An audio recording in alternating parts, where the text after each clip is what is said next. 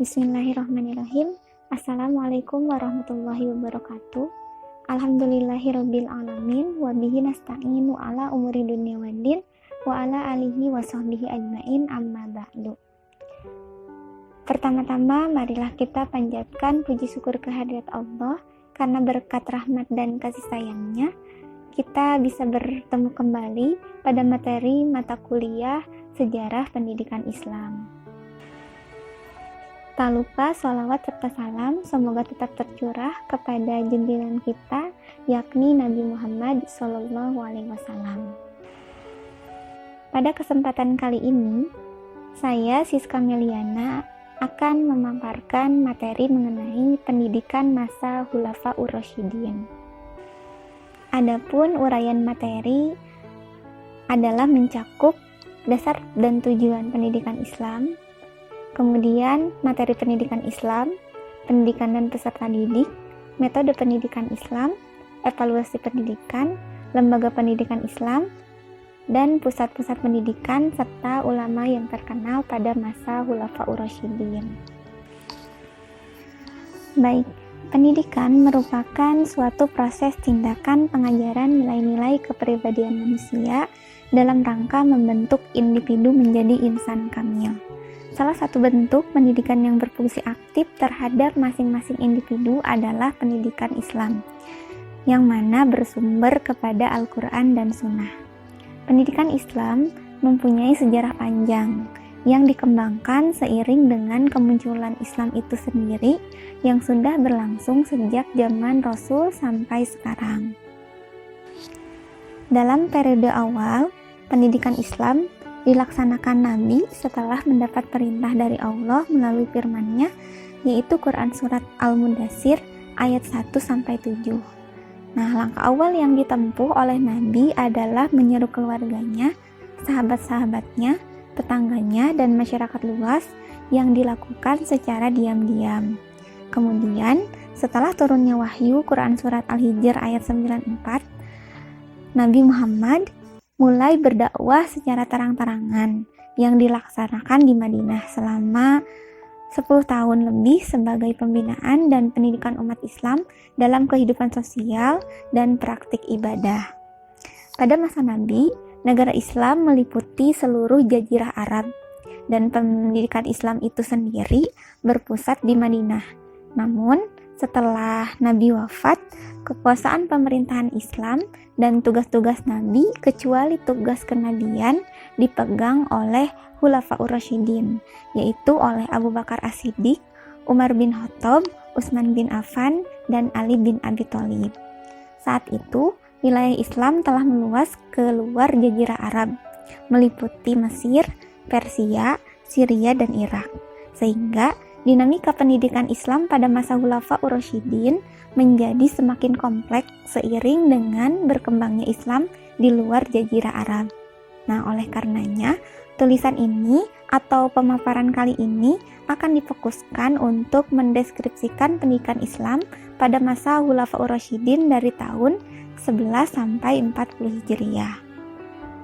Perlu kita ketahui bahwa Khulafaur Rasyidin itu terdiri dari dua kata. Yang pertama adalah khulafa. Nah, khulafa ini merupakan bentuk jama dari kata khalifah yang artinya adalah pengganti. Sedangkan ar-rasyidin artinya adalah benar, halus, pintar, memperoleh hidayah, arif atau bijaksana. Jadi, Khulafaur Rasyidin ini adalah para pemimpin pengganti Rasulullah yang benar, lurus, pintar, arif, dan juga bijaksana. Nah, dalam menjalankan tugasnya pun senantiasa mendapat hidayah dari Allah Subhanahu wa Ta'ala. Dalam pemerintahannya, mereka berjuang terus untuk agama Islam. Mereka adalah pemimpin yang arif dan bijaksana. Mereka tidak pernah memanfaatkan jabatan untuk kepentingan pribadi, tetapi semata-mata karena pengabdiannya terhadap Islam dan mencari keridhaan Allah Subhanahu wa Ta'ala. Selanjutnya yang pertama, masa Khalifah Abu Bakar As-Siddiq. Khalifah Abu Bakar As-Siddiq terpilih secara aklamasi pada peristiwa Saqifah Bani Sa'idah. Jauh sebelum memeluk Islam, Abu Bakar dihormati di kalangan suku Quraisy Makkah karena sifatnya yang pemurah dan peramah. Nama aslinya adalah Abdullah ibnu Abi Quhafah, sedangkan nama Abu Bakar merupakan nama samaran atau nama kebapaan yang secara tidak langsung menunjukkan penghormatan kepadanya. Setelah Nabi Muhammad wafat, berdasarkan hasil musyawarah kaum muslimin, Abu Bakar dibaiat menjadi khalifah. Masa awal kekhalifahan Abu Bakar diguncang pemberontakan. Nah, masa pemerintahan Abu Bakar sangat singkat namun sangat penting. Saat itu Abu Bakar berperan melawan riddah atau kemurtadan ketika beberapa suku mencoba melepaskan diri dari umat yang enggan membayar zakat serta mencegah timbulnya nabi-nabi palsu.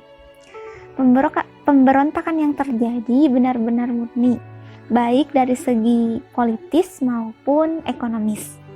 Nah, sehingga Abu Bakar memusatkan perhatian untuk memerangi para pemberontak yang dapat mengacaukan keamanan dan mempengaruhi orang-orang Islam yang masih lemah imannya.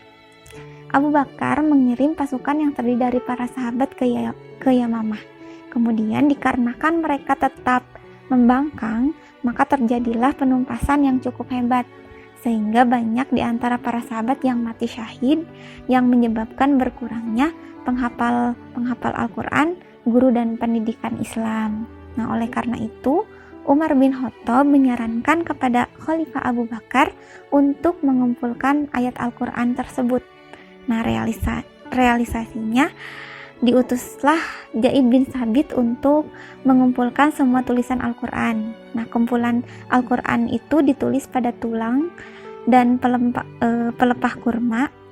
Juga dikumpulkan pada salah seorang istri Rasulullah, yakni Hafsah binti Umar bin Khattab.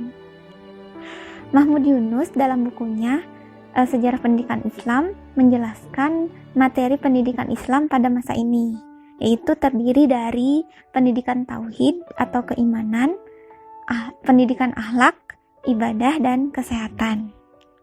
Nah, selanjutnya, menurut Ahmad Syalabi, lembaga untuk belajar membaca menulis pada masa Abu Bakar ini disebut dengan kutab, yang mana kutab tersebut didirikan oleh orang-orang Arab pada masa Abu Bakar. Sedangkan yang bertindak sebagai para pendidik adalah para sahabat Rasul yang terdekat. Nah, sehingga dapat disimpulkan bahwa pendidikan pada masa ini hanya melakukan pendidikan yang sudah ada pada zaman Rasulullah SAW.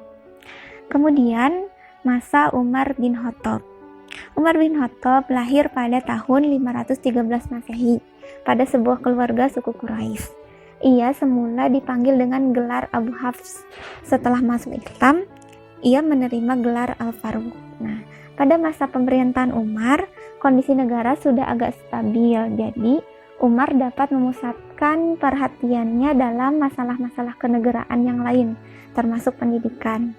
Berkaitan dengan masalah pendidikan, Khalifah Umar merupakan seorang pendidik yang melakukan penyuluhan pendidikan di kota Madinah. Beliau juga menerapkan pendidikan di masjid-masjid dan pasar-pasar, serta mengangkat guru-guru untuk tiap-tiap daerah yang ditaklukkan, yang mana mereka bertugas mengajarkan isi Al-Quran, fikih, dan ajaran Islam lainnya kepada penduduk yang baru masuk Islam. Pada masa Umar, kaum muslimin sudah mulai mempelajari bahasa-bahasa asing seperti bahasa Persia, Romawi, dan bahasa lain. Jadi dapat disimpulkan bahwa politik negara pada waktu itu cukup stabil.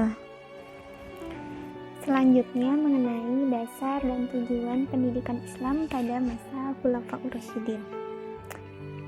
Adapun tujuan pendidikan Islam yang dilakukan pada masa Khulafaur Rasyidin adalah melanjutkan dan mempertahankan apa yang sudah dicapai pada masa Nabi. Pada masa ini, pendidikan Islam merupakan upaya untuk mewariskan nilai dan budaya Islami kepada generasi selanjutnya. Selanjutnya, materi atau kurikulum pendidikan Islam pada masa ini ialah sebagai berikut. Yang pertama, membaca dan menulis. Yang kedua, membaca Al-Quran dan menghafalkannya. Yang ketiga, keimanan. ibadah dan akhlak. Dan yang keempat, pada masa kekhalifahan Umar bin Khattab menginstruksikan kepada penduduk kota supaya anak-anak diajarkan berenang, menunggang kuda, memanah, membaca dan menghafal syair. Nah, berikutnya metode pendidikan Islam.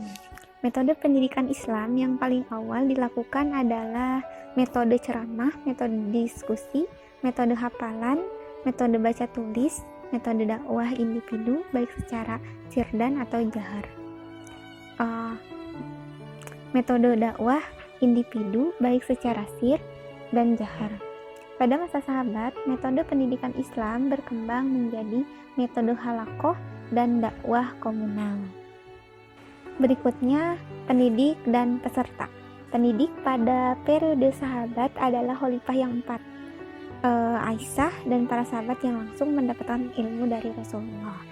Adapun peserta didik pada masa sahabat ini terdiri dari laki-laki dan perempuan. Dalam hal ini, tidak ada perbedaan antara laki-laki dan perempuan dalam menuntut ilmu. Sebagaimana hadis Rasulullah bahwa menuntut ilmu itu hukumnya wajib bagi setiap orang Islam, baik laki-laki ataupun perempuan. Berikutnya mengenai lembaga pendidikan Islam. Lembaga pendidikan Islam. Adapun lembaga-lembaga pendidikan pada masa Nabi dan pada masa Khulafaur Rasyidin sama, yaitu sufah, kemudian kutab, halakoh, majelis, masjid, majelis dan masjid. Berikutnya adalah ulama yang terkenal pada masa sahabat, yaitu Abu Bakar As-Siddiq, Umar bin Khattab, Utsman bin Affan, Abdullah bin Umar, Ibnu Mas'ud, dan Ali bin Abi Thalib. Baik, demikian pemaparan materi dari saya. Kurang dan lebihnya saya mohon maaf. Selanjutnya kita masuk ke dalam forum diskusi.